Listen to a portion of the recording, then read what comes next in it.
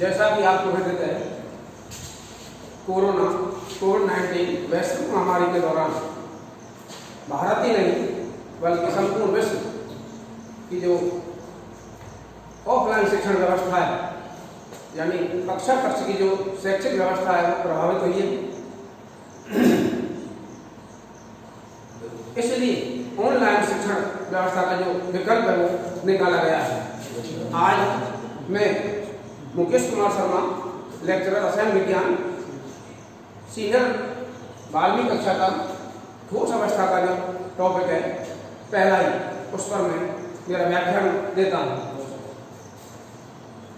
विद्यार्थियों, पदार्थ की 3 अवस्थाएं होती हैं, ठोस, द्रव एंड गैस। ये तीनों अवस्थाएं एक दूसरे में वेरिएबल होती हैं, परिवर्तित होती रहती हैं। गैस अवस्था में जो पदार्थ के अवयवी कण होते हैं, जैसे आयन, अणु, परमाणु एंड सो ऑन, वो एक दूसरे से अत्यधिक दूरी पर, पर्याप्त दूरी पर, बहुत अधिक दूरी पर होते हैं। इसके विपरीत गैस अवस्था में अवयवी कणों के मध्य दूरी, द्रव अवस्था में अवयवी कणों के मध्य दूरी गैस अवस्था की अपेक्षा कुछ कम हो जाती है, और ठोस अवस्था में वो एक दूसरे से बिल्कुल निकट आ जाते हैं, जुड़ जाते हैं। यानी अंतर आणविक आकर्षण बलों के द्वारा मजबूती से क्लोज पैकिंग उनकी हो जाती है। उस अवस्था को ठोस अवस्था कहा जाता है। कि परिभाषा के तौर पर देखा जाए तो पदार्थ की वह अवस्था जिसमें अंतर आणविक बल के द्वारा पदार्थ के अवयवी कण दृढ़तापूर्वक जुड़े होते हैं, वो ठोस अवस्था कहलाती है।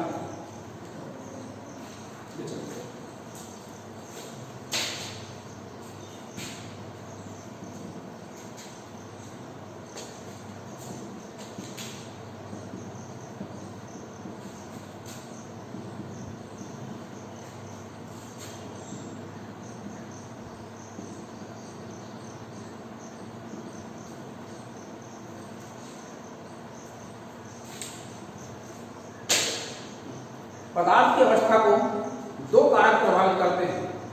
There are 2 factors affecting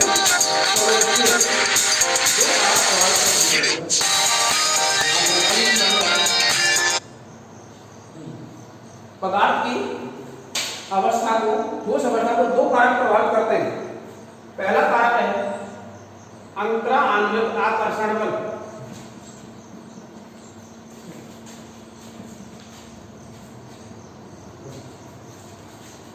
यह वह बल होता है जो अणु परमाणु को निकटतम लाने का प्रयास करता है। और दूसरे कारक है ऊष्मीय ऊर्जा।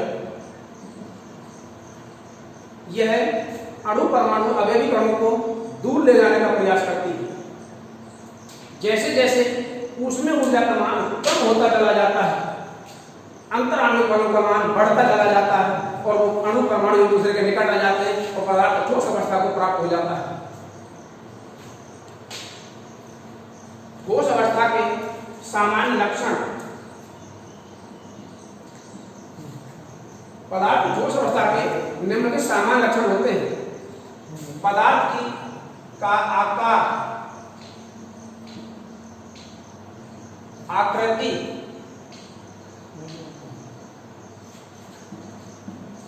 निश्चित होते हैं। पदार्थ की ठोस अवस्था में उसका आकार, आकृति निश्चित होते हैं। ये दृढ़ यानी कठोर होते हैं।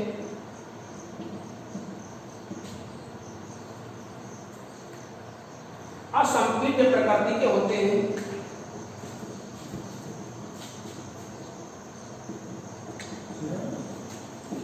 असंपीड्य प्रकृति के होते हैं। असंपीड्यता का मीन्स तात्पर्य होता है, यानी जब बाहरी बल लगाया जाता है, प्रेस किया जाता है, तो वो प्रेस नहीं होते। परंतु यहाँ भी अपवाद है।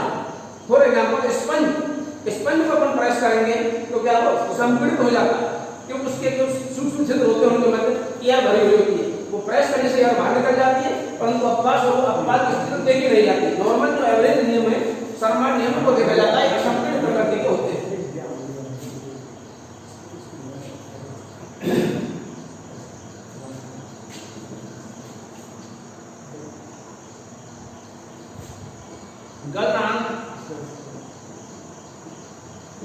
होते हैं।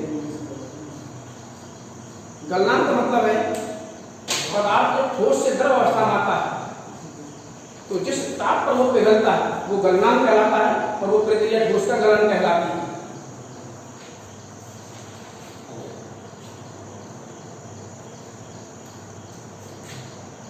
अगला ठोस अवस्था का लक्षण है अंतरा आणविक बल। प्रबल होते हैं, अंतरा आणविक बल प्रबल होते हैं, और अंतरा आणविक दूरियां एवं अंतरा आणविक दूरियां नगण्य होती हैं। अंतराणु प्रबल एवं अंतराणु दूरियां नगण्य होती हैं।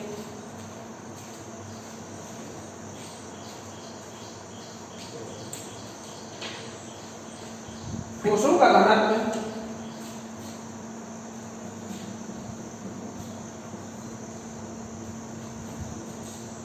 द्रव एवं गैसों की अपेक्षाकृत अधिक होता है।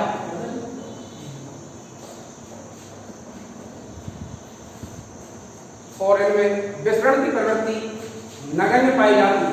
विसरण यानी प्रवाह बहने का गुण इनमें नहीं पाया जाता, बहुत आंशिक या ना के बराबर पाया जाता है, नगण्य प्रवृत्ति होती है। इसके विपरीत द्रव और गैसों में प्रवाह का जो गुण होता है यानी तरलता का जो गुण होता है वो ठोसों के बहुत अधिक पाया जाता है।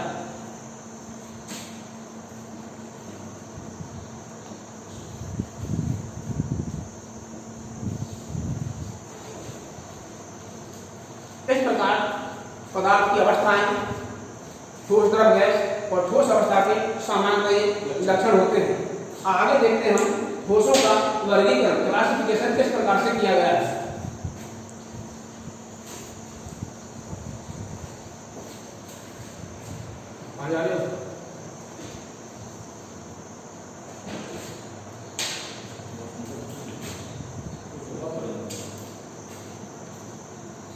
ठोसों का वर्गीकरण, ठोसों को मुख्यतः दो भागों में क्लासिफाई किया गया है, या यूं कह सकते हैं there are two types of solids, अक्रिस्टलीय और दूसरा है क्रिस्टलीय। अक्रिस्टलीय ठोस वो होते हैं जिनमें अवयवी कणों की, अणु परमाणुओं की कोई निश्चित पैटर्न नहीं पाया जाता, अनियमित तरीके से व्यवस्थित होते हैं, वो ठोस अक्रिस्टलीय ठोस कहलाते हैं।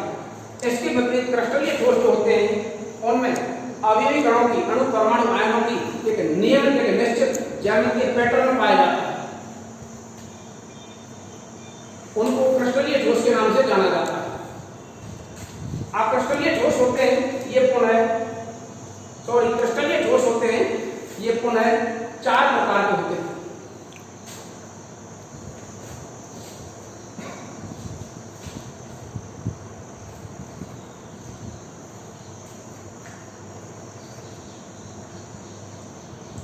आयनिक,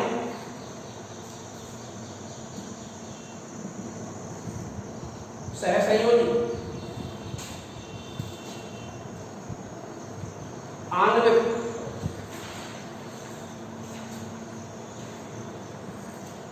और चौथे हैं धात्विक ठोस।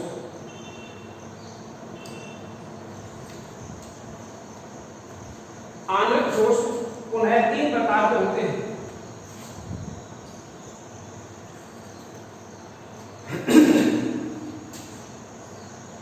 ध्रुवीय आणविक ठोस,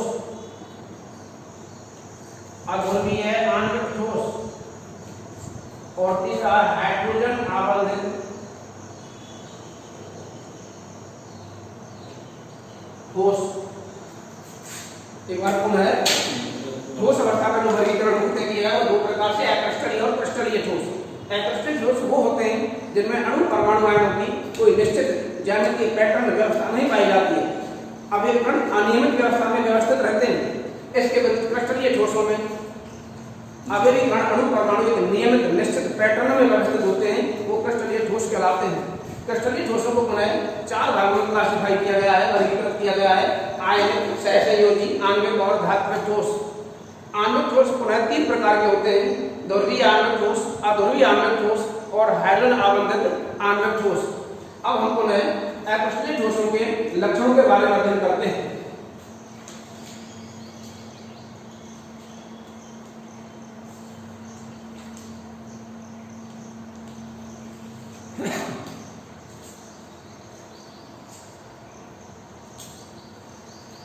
अक्रिस्टलीय ठोस जो होते हैं उनके लक्षण हैं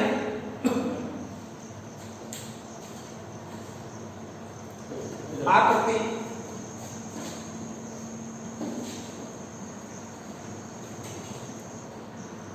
आकृति निश्चित नहीं होती है,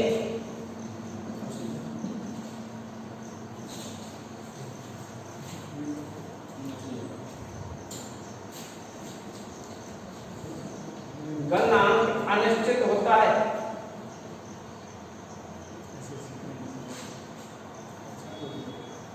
और इनका जो महत्वपूर्ण गुण है, इनका जो शीतलन वक्र होता है वो सतत होता है।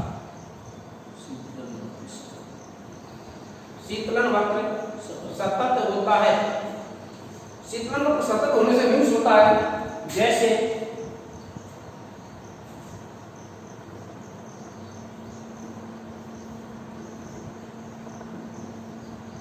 एक अक्ष पर टेम्परेचर और एक अक्ष पर टाइम दिया जाता है, तो ऐसी स्थिति में इनका जो ग्राफ होता है वक्र होता है इस प्रकार से होता है। इस प्रकार की स्थिति में इनका शीतलन वक्र कहा जाता है।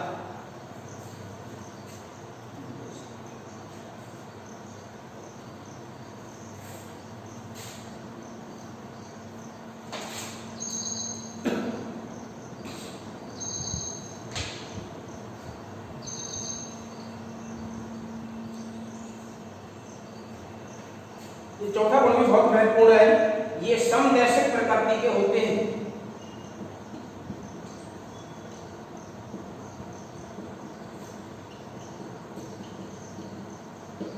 समदैशिक प्रकृति से भिन्न होता है कि इनके जब विभिन्न प्रकार के गुण होते हैं, जैसे रिफ्रैक्टिव इंडेक्स, अपवर्तनांक, तनन सामर्थ्य, चालकता, इस प्रकार के गुण होते हैं जो विभिन्न दिशा में जब मापे जाते हैं तो वो एक समान नहीं आते हैं। विभिन्न दिशा मापने पर इनका जो मान होता है वो समान असमान प्राप्त होता है। जैसे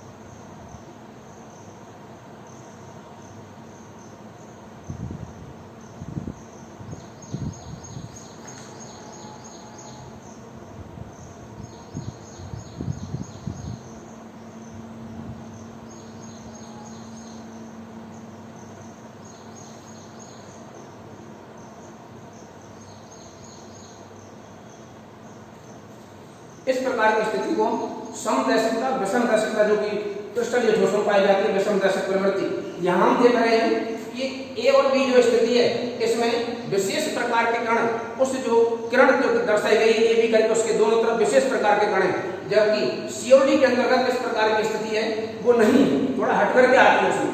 यानी एक प्रकार का एक तरफ और दूसरे प्रकार के भिन्न दिशा में व्यवस्थित हो जाते हैं। इस प्रकार की स्थिति समदैशिकता, विषमदैशिकता कहलाती है।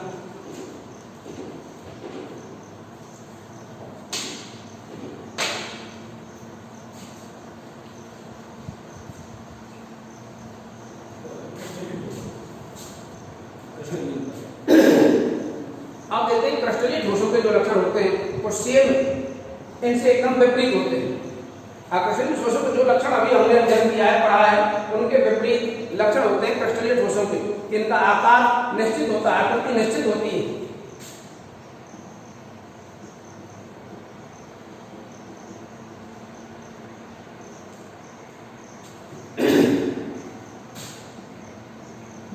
गलनांक निश्चित होता है।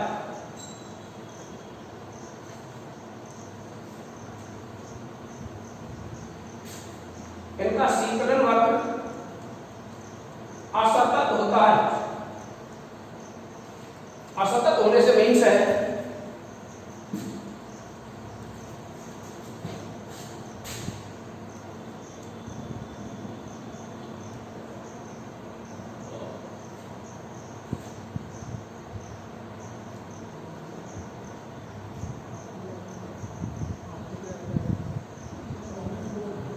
इस प्रकार से इनका जो ग्राफ आता है वो कभी एक साथ डाउन होना, कभी पैरेलल चलना, इस प्रकार की स्थिति शीतलन मतलब असतत की प्राप्त होती है।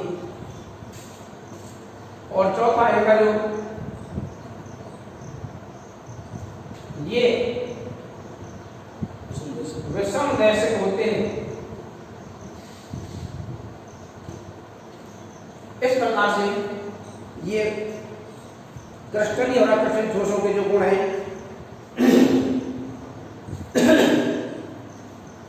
इसी में पांचवा गुण है, अगला गुण है, ये लघु क्रिस्टलों की बहुत अधिक संख्या से मिलकर के बने होते हैं। यानी क्रिस्टलीय ठोसों में अत्यधिक मात्रा में लघु क्रिस्टल वो पाए जाते हैं।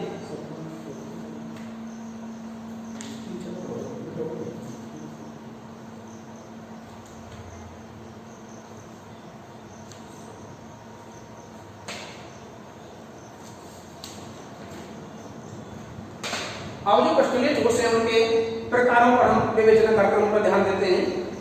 आयनिक ठोस होते हैं, इनके अवयवी जो कण होते हैं वो आयन होते हैं।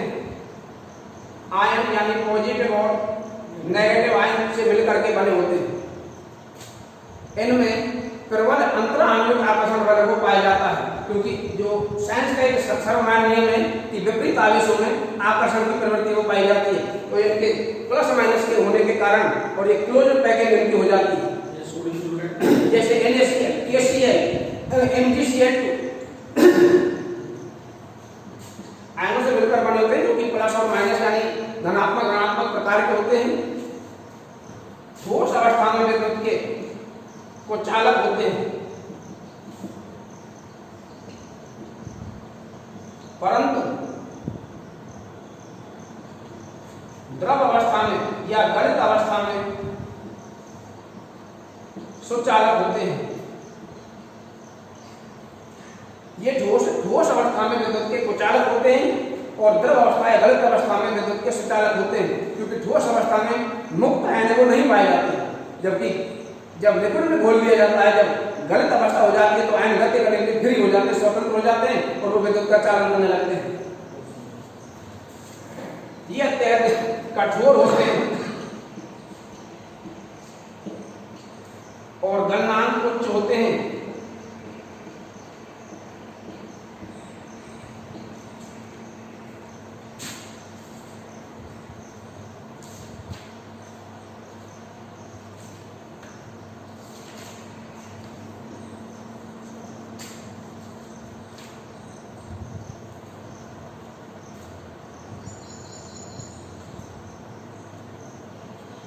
और इसी में इनका अगला जो गुण है ये ध्रुवीय विलायक में, ध्रुवीय विलायकों से मतलब है जैसे जब घुलनशील होते हैं, जबकि अध्रुवीय विलायकों में अघुलनशील होते हैं। यानी नमक है, जैसे नमक को पानी में घोलेंगे तो इजीली घुल जाएगा, इसके विपरीत तेल घी में घोलेंगे तो नहीं घुलेगा, वो अध्रुवीय विलायक है। और जो ये हाइड्रोकार्बनों के विलायक होते हैं वो सब अध्रुवीय से बेंजीन, CCl4 इस प्रकार के अध्रुवीय विलायक होते हैं, अध्रुवीय विलायकों में नहीं घुलते हैं। हाँ, chloroform.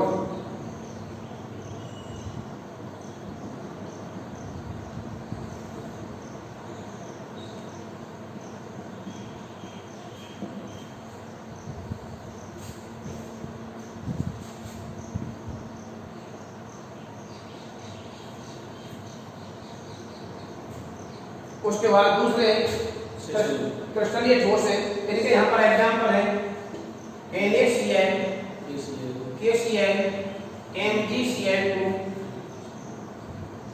And so on.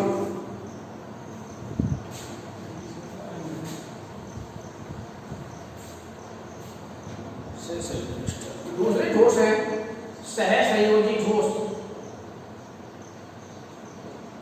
NO network ठोस के नाम से भी जाना जाता है। विद्यार्थियों, अक्रिस्टलीय ठोस जो होते हैं उन्हें आभासी ठोस के नाम से भी जाना जाता है, और क्रिस्टलीय ठोस है वो वास्तविक ठोस कहलाते हैं। सहसंयोजी नेटवर्क ठोस जो होते हैं उनके जो अवयवी कण होते हैं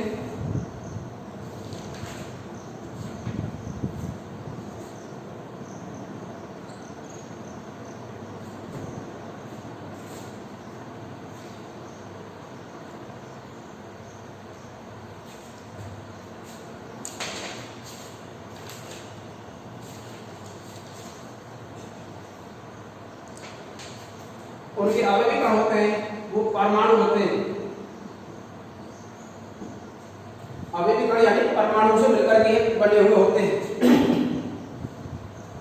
इनमें सहसंयोजक आबंध पाया जाता है।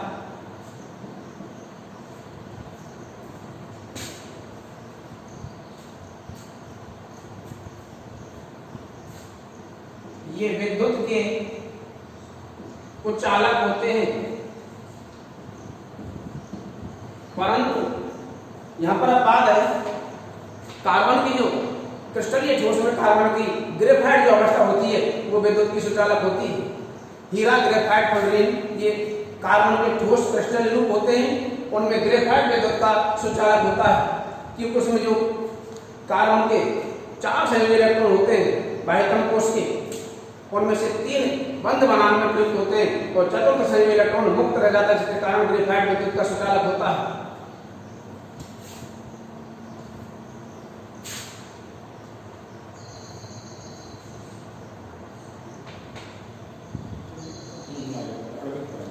इनके गलनांक हैं वो उच्च होते हैं।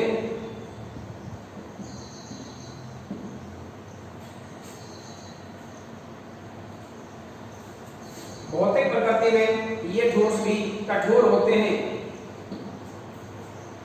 जैसे हीरा है, प्रकृति का अब तक का ज्ञात सबसे कठोर पदार्थ है, जो कि एक सहसंयोजक ठोस के अंतर्गत आता है। उसमें प्रत्येक कार्बन परमाणु के 4 संयोजी इलेक्ट्रॉन बंध बनाने में काम आ जाता है, कोई मुक्त इलेक्ट्रॉन नहीं पाया जाता, वो विद्युत का कुचालक होता है। अत्यधिक त्रिआयामी ट्राइगोनल संरचना के कारण बहुत ज्यादा कठोर होता है ग्रेफाइट जो होता है।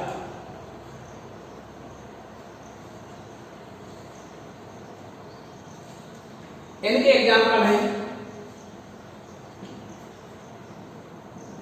सिलिकॉन कार्बाइड, इसको कार्बोरंडम के नाम से भी जाना जाता है, एल्यूमिनियम नाइट्राइड, कार्बन आदि। तीसरे प्रकार के क्रिस्टलीय ठोस हैं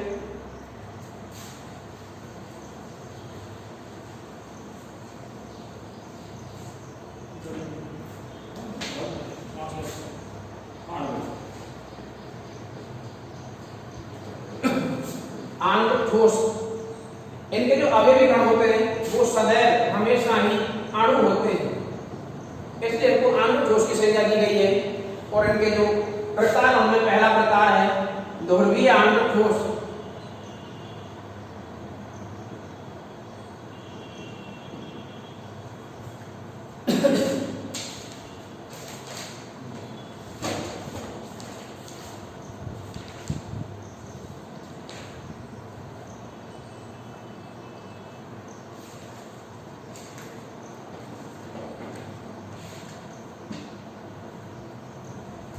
इनके जो द्विध्रुव आघूर्ण का मान होता है वो शून्य वो नहीं होता है, यानी mu is not equal to 0।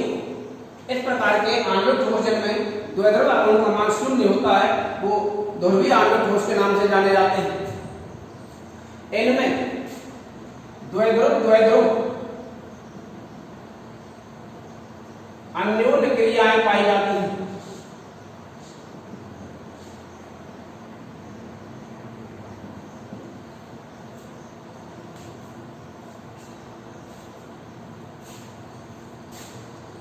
ये मुलायम और विद्युत के कुचालक होते हैं तथा गलनांक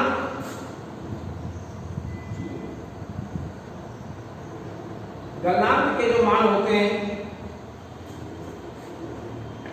वो अध्रुवीय आणविक ठोसों की तुलना में,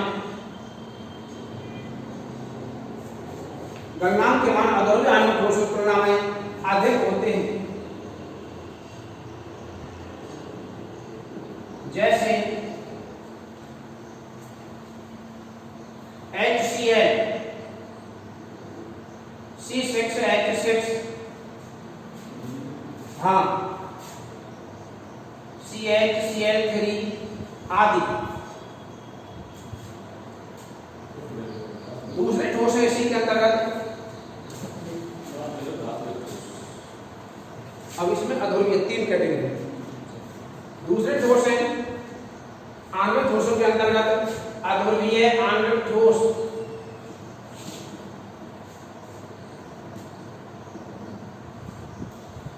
इनके म्यू का मान सदैव 0 होता है। ऐसे ठोस जिनमें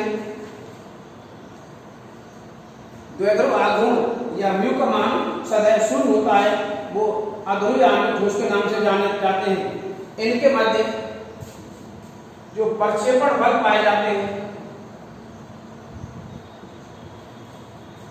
वो वांडर वाल किस्म के होते हैं, वांडर वाल प्रकार के होते हैं, यानी कमजोर प्रकार के बलों के द्वारा जुड़े रहते हैं।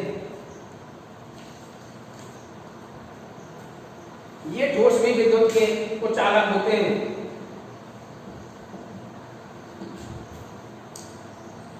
और गलनांक पतनांक के मान होते हैं वो निम्न होते हैं और ये अति वाष्पशील प्रकृति के पाए जाते हैं। जैसे O2, H2N2, Cl2 आदि। और तीसरे प्रकार के आणविक ठोस हैं हाइड्रोजन आबंधित आणविक ठोस।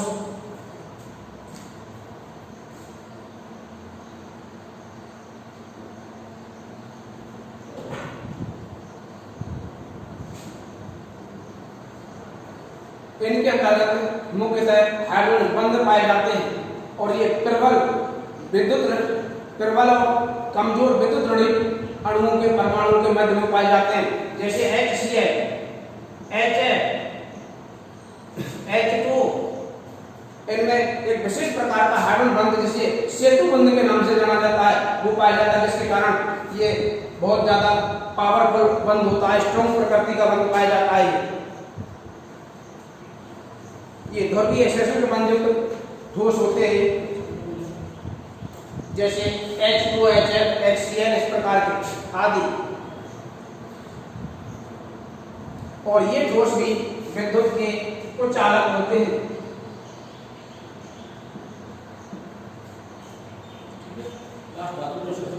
हाँ, अब जो लास्ट के जो क्रिस्टलीय ठोसों का जो चौथा प्रकार है धात्विक ठोस।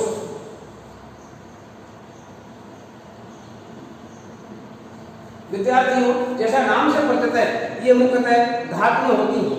जो धातुएं वो सब धातु ठोस के अंतर्गत पढ़ी जाती हैं, अध्ययन की जाती हैं। इनके विशेष प्रकार के गुण पाए जाते हैं। ये सदैव विद्युत और ऊष्मा की सुचालक होती हैं।